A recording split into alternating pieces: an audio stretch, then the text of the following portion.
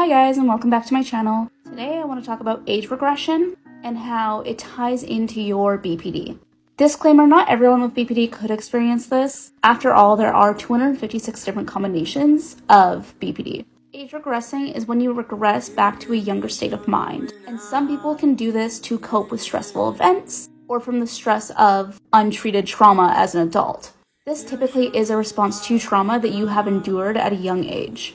And now as adults, when you experience any kind of fear, anxiety, stress, or overwhelming emotions, we tend to lose our ability to cope and regulate our emotions in those times, which inevitably can lead us to responding and reacting to that emotion the same way we did as children.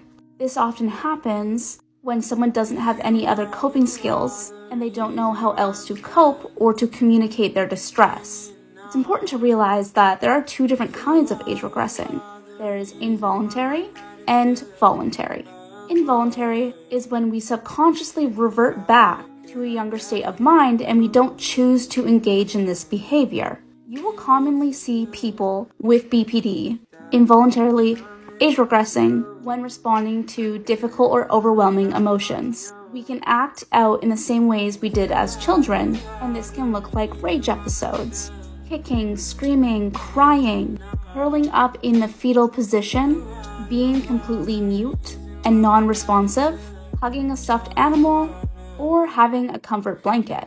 When someone is involuntarily age regressing, it's likely that they are engaging in safety-seeking behaviors because this is the only way they know how to be heard and the only way they know how to communicate. If they had the tools to communicate any differently, they would be using those skills. The problem is, in childhood, we often didn't gain those skills or that knowledge. We were left fending and protecting for ourselves. Voluntary age regression is when someone consciously does this. They will intentionally revert back to a younger state of mind to deal with difficult emotions, difficult feelings, or hard personal problems as a way to self-help and self-soothe themselves. They will often do this because it brings them back to a time where they felt safe, cared for, and loved, as well as feeling secure. Often when they find themselves regressing, they may find themselves wearing childlike clothing, sucking their thumb or a soother, creating a space that is filled with childlike objects, or using children's utensils or sippy cups.